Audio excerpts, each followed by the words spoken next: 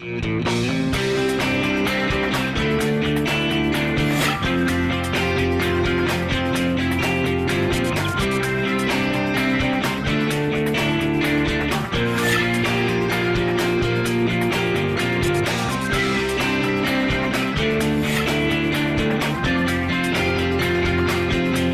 I'm Avery Davidson. Thank you for joining us for This Week in Louisiana Agriculture, the only TV show bringing Louisiana farmers and consumers together every week. My partner, Kristen Oaks-White, will join us a little later from the garden. There's a slow-moving crisis in Louisiana's soybean fields, a perfect storm, if you will. When September started, farmers were hoping to overcome the terrible market prices with what looked to be record-breaking yields. With nearly daily rains in many parts of the state, harvest has slowed to a crawl and mold is taking hold. As TWILA's Neil Melanson shows us, some farmers might not even harvest their soybean crop at all. Last week, we went out to Clayton Hurdle's sugarcane farm where the crop is growing fairly well. Across the levee, inside the Atchafalaya Basin, Hurdle also has a soybean crop, which is also doing well. Pretty good shape. Got most of the crop out, got a little bit left. I've got storage, so that helps a lot when you're talking about damage and some high moisture. Hurdle's neighbors to the west, though, aren't nearly as lucky. This is this field. Here, Neil Fontenot is showing some of the damaged beans from his farm near Ville Platte. The constant rains have caused some of them to turn white with mold, as you can see here. He's showing it to Todd Spivey, a soybean expert with the LSU Ag Center, who says prior to Labor Day, we were on track for a bumper crop of soybeans in Louisiana. A lot of the beans that were harvested in late August, really right around Labor Day, and in the first couple weeks of September, again, like I mentioned, they were really good. We saw some really good yields across the state, fields averaging in the 90s up north, fields averaging in the 60s and 70s on the cane ground. In the southwest part of the state, we heard some numbers as high as close to 50. All of that changed with the nonstop September rains. Spivey said the rains have kept a third of the crop in the fields where it might stay permanently. We're going to lose a lot of harvested acres there, and then those ones that are harvested, the yields are going to be way down and damage is going to be way up. Richard Fontenot, who farms with his brother Neil, is one of those southwest Louisiana farmers facing severe damage. Well, in September we went ahead and we sprayed our burn down, if you will, and defoliant.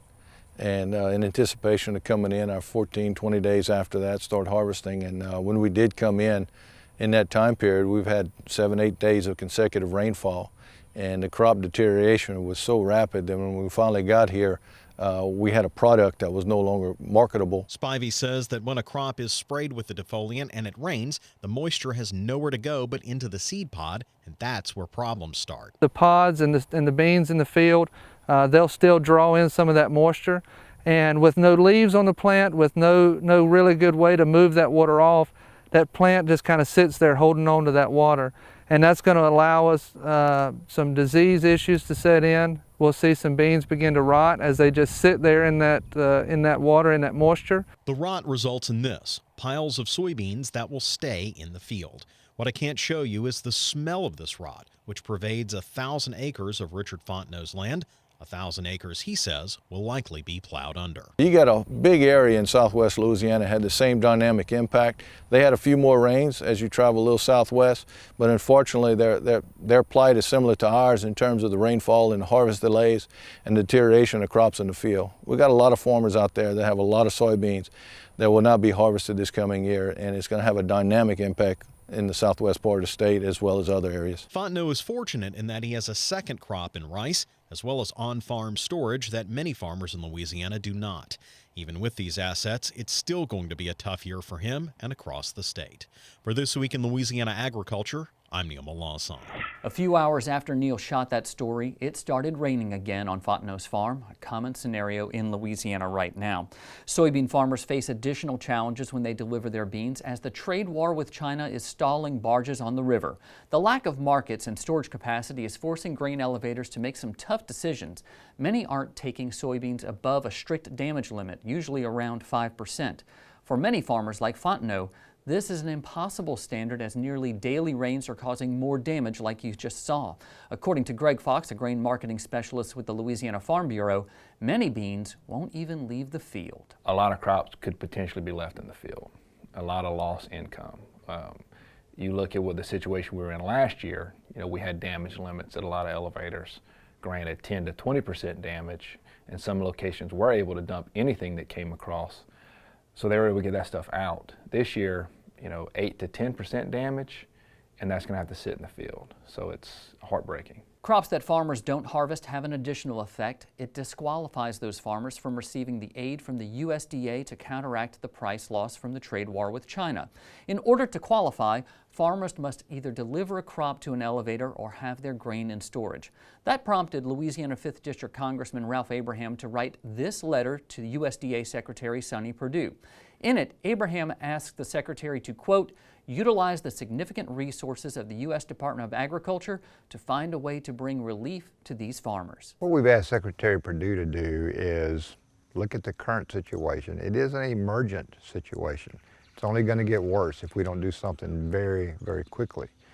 So we've asked the Secretary to look at options, look at solutions. We certainly have offered some, and get this done, but get it done quickly. Sadly, this situation will likely get worse as farmers in the Midwest and other areas begin harvest. As Fox said, it's a heartbreaking situation and we'll be following it as the season goes on. If it's wet to harvest soybeans, then the rain is also affecting this year's cotton harvest. Pickers are in the fields in Tensas Parish, which leads the state in cotton acreage with more than 40,000 acres grown in 2017. That's according to the most recent agriculture summary from the LSU Ag Center. This week, TWILA's Carl Wiggers visited a farmer outside of Waterproof, a town that has clearly not lived up to its name. I'm Donnie Vandeven, and we are right now on one of our farms, Helena Plantation.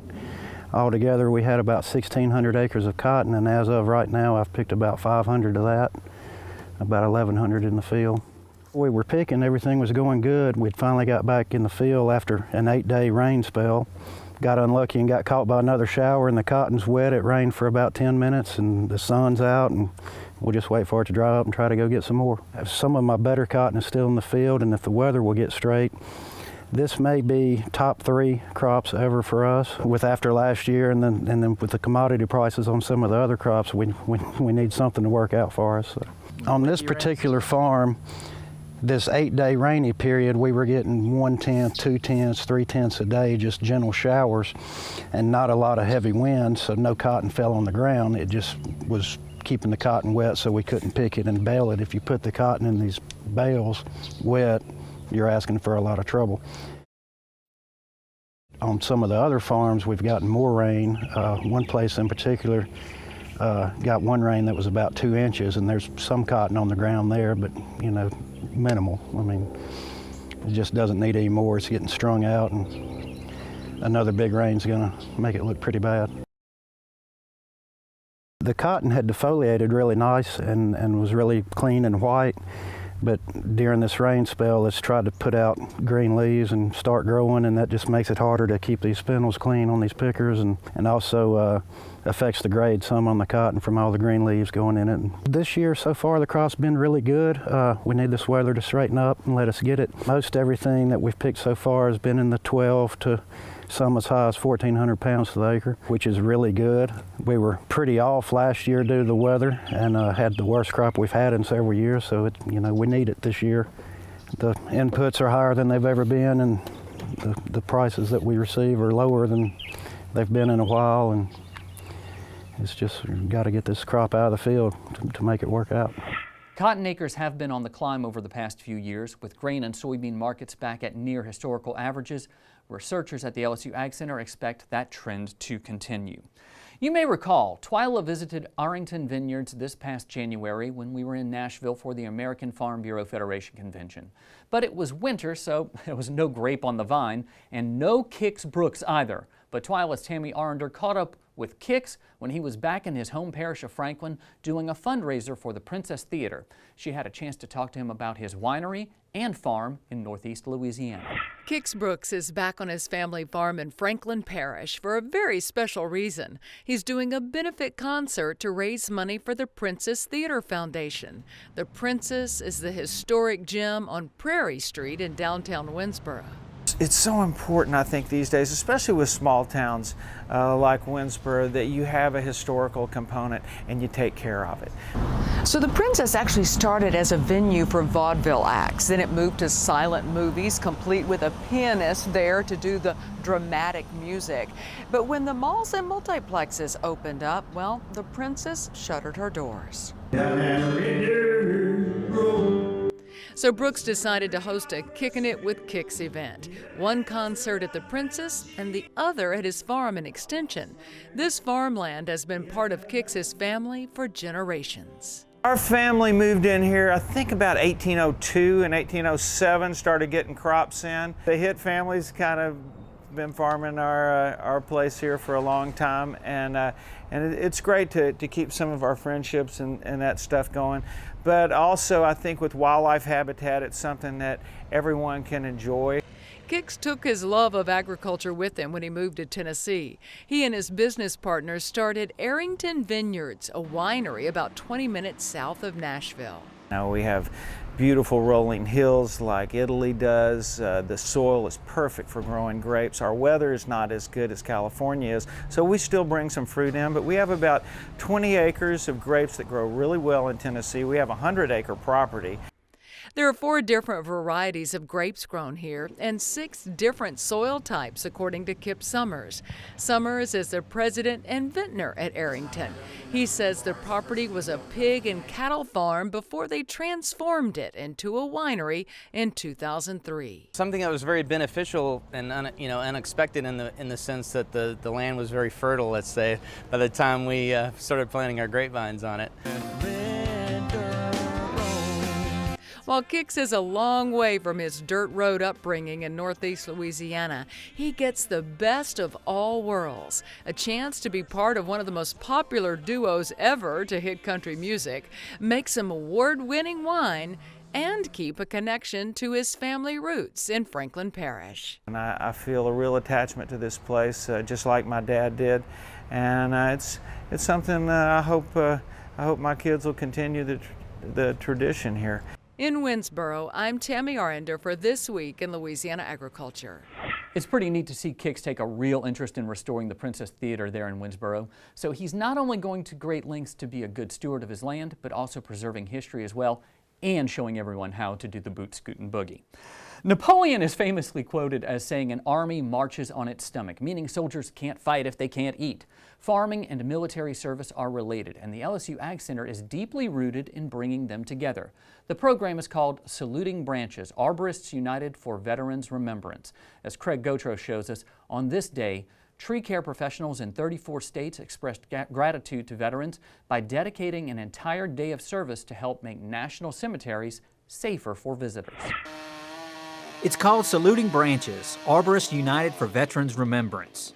On this day, tree care professionals in 34 states expressed gratitude to veterans by dedicating an entire day of service to help make national cemeteries safer for visitors.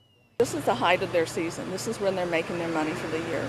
And they stopped work to come here and do this as a volunteer basis to help our national cemeteries honor our veterans. One of the duties of the national cemeteries is to be a place of reverence.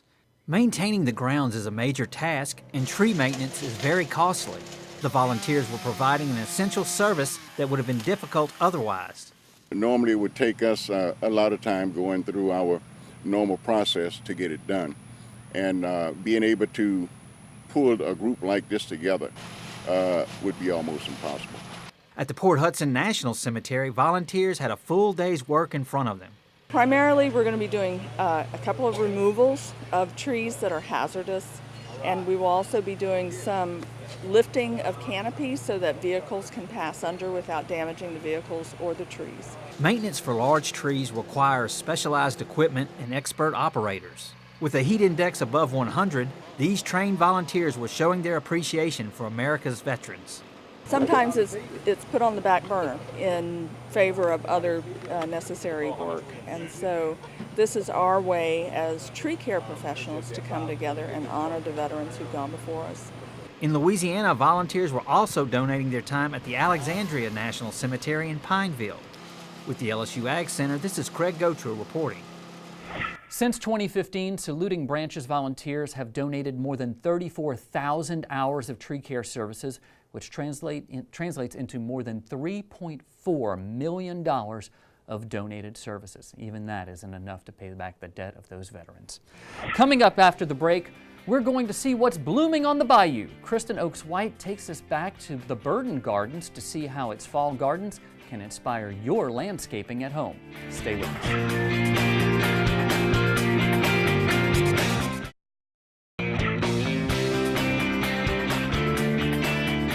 As hot as it's been, it may not feel like it, but fall is officially here. As summer flowers start to fade, a different cast of plants takes the spotlight in the garden.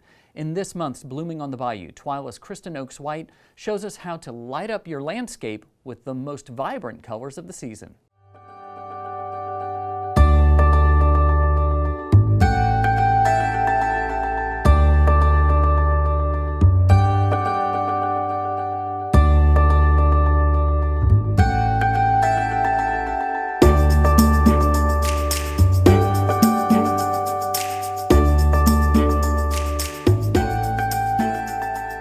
Welcome back to Blooming on the Bayou, and we're back again at the LSU Ag Center Botanic Gardens at Burden.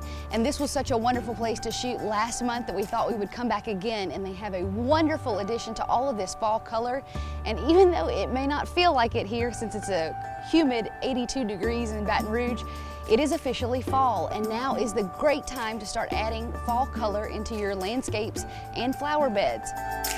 If you remember from last month, we told you about the wealth of experts here that can help you with any of your horticulture needs or questions. So let's go find one that can help us add some of that fall color into our yard.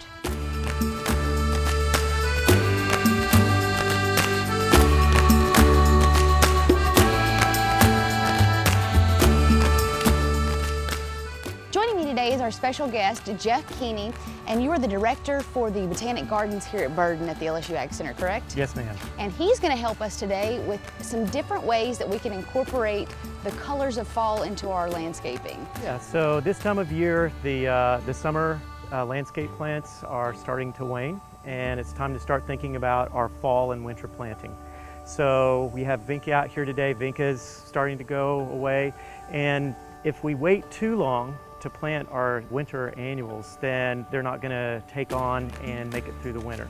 So it's time to start thinking about taking that plant material out, do a soil test if you've had problems in your landscape, and then come back in with things like snapdragons, ornamental cabbage, foxglove, things like that will make it through the winter and then bloom for you beautifully in the spring.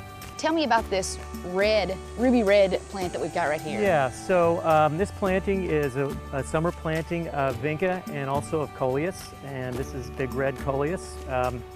Really makes a nice difference in color and height. What we've done is we took a little bit of the vinca out and we've inserted some garden mums. The garden mums make nice fall color, so a lot of people just leave them in the container, but you can also put them in their landscape. They're going to last for about 2 to 3 weeks. Then you'll pull them out with the rest of your summer color and come in with your fall landscape. One thing to remember that you talked about earlier, when it comes to planting these fall annuals, timing is essential. Why is that so important? Yeah, so what we want to do is we want to get those plants, those fall winter plant annuals established in the landscape before it gets too cold. That way they get some root development, they'll make it well through the winter, and then they'll make just a beautiful show in the spring. So what I usually try to go by is start planting your fall landscape by mid-October and try to be finished by the beginning of November. That gives you that 2 to 4 week period for them to get established before it gets cold. Then they'll set that flower bud. You're going to have green in your landscape probably December, January, but come February, March, then you're going to get that explosion of color. We're going to take a short break, but when we come back, Dr. Keeney's going to tell us about a wonderful, underutilized fruit tree that makes a great addition to your fall landscaping.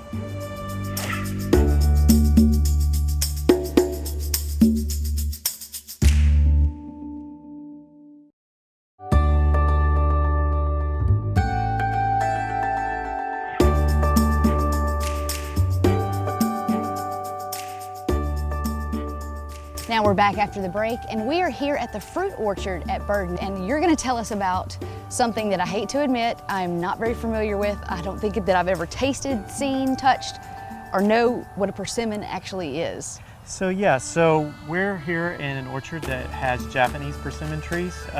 The United States does have a native persimmon tree. It has much smaller fruit than this here.